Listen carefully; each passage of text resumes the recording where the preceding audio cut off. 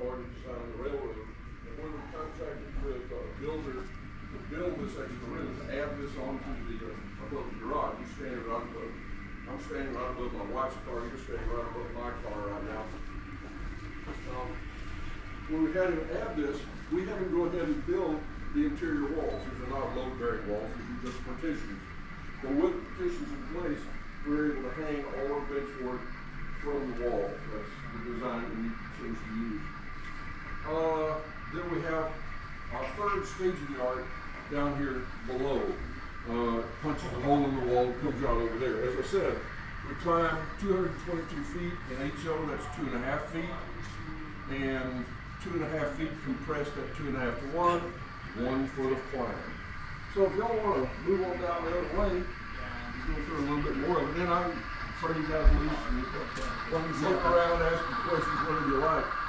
But as we're coming down this hill, which is about a 1.5% grade, we get down to a place called Tyler Street. It's another industrial zone.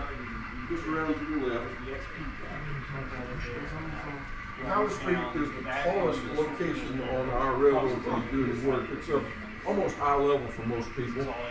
I built the layout high, primarily because I operate, and I don't like the helicopter view of things. I like closer to an eye level view, and it's just a preference there. The other thing was, I read the LDC design and noticed nobody's bumping into fascia anywhere. Nobody's having any trouble passing anybody else in the aisle. Minimum aisle is 36 inches, average aisle is 48 inches. I have 4 spots that I call my sound of music locations. Remember Julianne? Oh yeah. 4 locations on the railroad where we can do that. Where you guys are standing, that's the place where people congregate. Here's the place where people congregate. We got enough room to move around. And there's Rob, who was operating here last night. Long time no see. Yeah. I didn't put your tray away. I left it there for the next guy. That's good. We'll figure it out. Anyway, this is the one place that is a little higher than I would like, but the reason for that is this is a stairwell. Because when we added this room to the house, it almost doubled the second floor area. And whether the city required it or not, I thought if you're doubling the area upstairs, you need a second stairway. So down that aisle and around back down the middle of the aisle, there's a stairwell here, and it fit in pretty tightly. Now, a lot of places, a lot of model railroads that have a stairway in the middle of the room, the stairway is open and you've got space around it. You got an aisleway all around the stairway. Well, it wastes about 250 square feet of railroad space.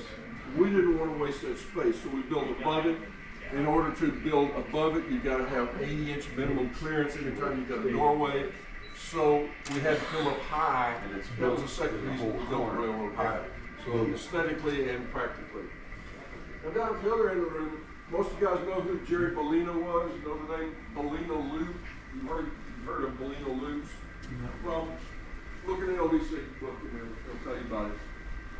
The one thing that I don't like at the end of a peninsula is standing at one place and seeing a train come at me here, turn around with a very tight curve, and then shift a little bit and see it go down the other way. You can't do that there. You go down there and take a look at the closet that we have at the end. Doing it that way does a couple things for us. One is it eliminates that odd perspective of standing at the end of an aisleway and looking down both sides. And the second thing that it does is it allows us to use a minimum radius curve. Now that's an awfully tight curve there. That's a 30-inch radius curve, which for us is our absolute minimum on the main line. But on the visible main line, our minimum radius curve is 40 inches. Our minimum radius